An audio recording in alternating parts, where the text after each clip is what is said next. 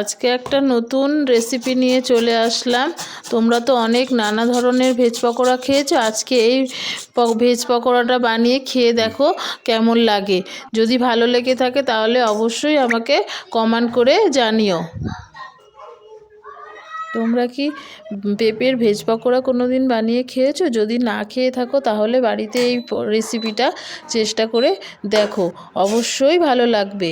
যারা পেঁপে একদমই পছন্দ করে না তাদেরও আশা করি এই পেঁপের ভেজ পকোড়া খুবই ভালো লাগবে। যদি ভালো লেগে থাকে তাহলে আমাকে কিন্তু অবশ্যই জানিও। হ্যাঁ বন্ধুরা, আর এই পেঁপের ভেজ পকোড়া যারা তো পেঁপে খায় না তারা খেয়ে বুঝতেই পারবে না যে এটা পেঁপে দিয়ে তৈরি হয়েছে। দেখো বন্ধুরা, এর জন্য আমরা পেঁপে আর কাশ্মীরি লঙ্কা, শাহি গরম মশলা, বেসন, চালের গুঁড়ো ও দুটো ছোট্ট ধনেপাতা গাছ নিয়ে নিলাম। এবার একটা বড় পেঁপে নিয়েছিলাম।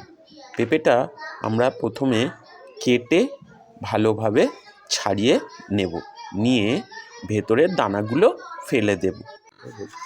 এবার কাঁচা পেঁপেটা ধুয়ে নিয়ে আমি গ্রেটারে গ্রেট করে নিলাম। তোমরা চাইলে এটা সরু সরু করে কুচিয়েও নিতে পারো। এইভাবে একে একে সমস্ত পেঁপের টুকরোগুলো আমি গ্রেট করে নিলাম। এই রেসিপিটা অতি সহজেই তোমরা তৈরি করে নিতে পারো। সন্ধ্যার সময় চায়ের সঙ্গে কিংবা টিফিন হিসাবে এই রেসিপিটা দুর্দান্ত লাগবে খেতে। চায়ের সঙ্গে আমরা সাধারণত এই রেসিপিটা খেয়ে থাকি। দেখো বন্ধুরা, এই রকম আমাদের সমস্ত পেঁপের টুকরোগুলো আমরা এইভাবে ঘষে নিলাম।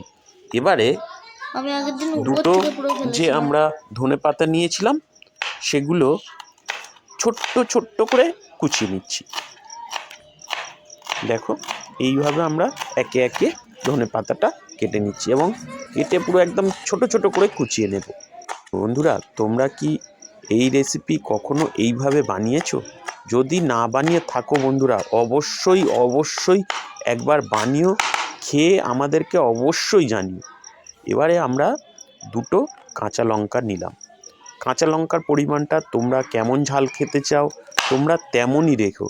যদি বেশি ঝাল খেতে চাও তো বেশি করে কাঁচা লঙ্কা দিও, আর যদি কম ঝাল খেতে চাও তাহলে অল্প অল্প করেই কাঁচা লঙ্কা দিও। আমাদের মতন একটা দুটো দিও। আর আমরা এইটা প্রায় একটা 500 গ্রাম পেঁপের মতন নিয়েছিলাম। দেখো, আমরা ছোট ছোট টুকরো করে নিলাম লঙ্কাগুলো। এবারে আমরা ওই বাঁধাকপির পাশে লঙ্কা আর ধনেপাতা তুলে নিলাম, নিয়ে এবার আমরা একটা পাত্রে নিয়ে নিচ্ছি। পাত্রে এই বাটিটায় আমরা তুলে নিলাম যাতে আমরা মাখতে পারি। বন্ধুরা, আমাদের বাটিটা ছোট হয়ে গেছে, তাই আমরা আর একটা বড় পাত্রে ঢেলে নিলাম একটা গামলিতে। একটু বড় ওর থেকে গামলি ছিল, সেই গামলিতে ঢেলে নিলাম।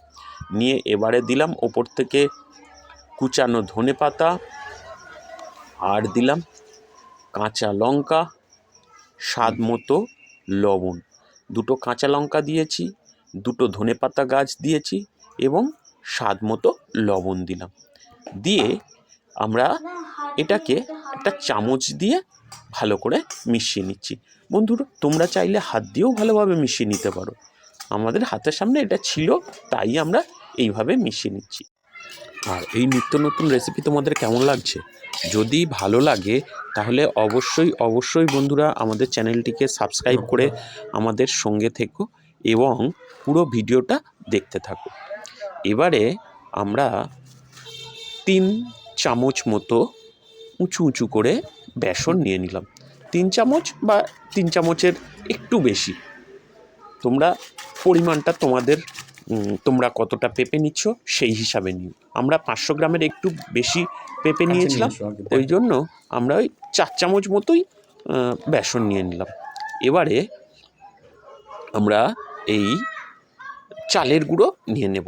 বন্ধুরা, চালের গুঁড়ো দিলে না এতটা এই ক্রিস্পি হবে বা এতটা মচমচে হবে না বন্ধুরা, এই পকোড়াটা অসাধারণ লাগে বন্ধুরা, অসাধারণ। তোমরা পারলে অবশ্যই অবশ্যই এর মধ্যে এই 2 চামচের মতো চালের গুঁড়ো দিয়ে দিও। আমাদের পরিমাণ অনুযায়ী আমরা 2 চামচ চালের গুঁড়ো দিলাম। দিয়ে এবার হালকা শুকনো অবস্থায় একটু মিশিয়ে নেব। নেওয়ার পরে আমরা জল দেব, দিয়ে ভালো করে মাখবো। এবারে আমরা জল দিয়ে নিচ্ছি। জলটা বন্ধুরা তোমরা অল্প অল্প করে দিও আর একটু করে মাখিও। তোমাদের কেমন জল লাগছে তেমন তোমরা বুঝে জলটা দিও।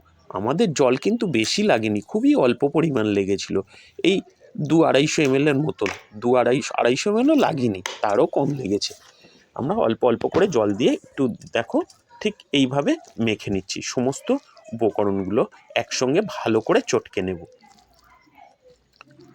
এই মাখাটা কিন্তু বন্ধুরা তোমরা ভালো করে মাখিও, যাতে কোনো জায়গায় জল লাগলো না এরকম না হয়। এইবার আমরা এর মধ্যে দেব 2 চামচ জিরের গুঁড়ো। আমরা ছোট চা চামচের 2 চামচ জিরের গুঁড়ো দিলাম। এবারে দেব 2 চামচ ধনের গুঁড়ো। ধনের গুঁড়োর পরিমাণটাও আমরা 2 চামচই নিয়ে নিলাম। আর হলুদ গুঁড়ো নেব 1.5 চামচ মতন, এই 1 চামচের একটু বেশি দিয়ে সমস্ত উপকরণগুলো আমরা একসঙ্গে মেশাবো। এবার এর মধ্যে দিয়ে নেব আমরা 1 চামচ মতো কাশ্মীরি লঙ্কার গুঁড়ো। বন্ধুরা এটা সম্পূর্ণ অপশনাল, তোমরা চাইলে দিতে পারো, আবার না চাইলে নাও দিতে পারো। তবে এটা দিলে এই পকোড়ার যে কালার খুব সুন্দর আসে, পকোড়ার কালার অসাধারণ লাগে। এবার এর মধ্যে দিয়ে দিচ্ছি 1/2 চামচেরও কম গরম মশলা গুঁড়ো, দিয়ে সমস্ত উপকরণগুলো বাঁধাকপির সঙ্গে ভালো করে মেশাতে থাকবো, যাতে সমস্ত মশলাটা বাঁধাকপির মধ্যে সমস্ত বাঁধাকপির মধ্যে একদম ভালোভাবে মিশে যায়।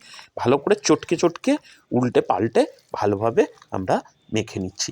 দেখো বন্ধুরা, তোমরা এখানে অবশ্যই খেয়াল রেখো, এইভাবে যদি না মিশিয়ে ভালো করে মাখো তাহলে সমস্ত মশলাটাকে ইন্ডাকশানে করে নিচ্ছি। আমরা ওর জন্য ইন্ডাকশানটা অন করে নিলাম।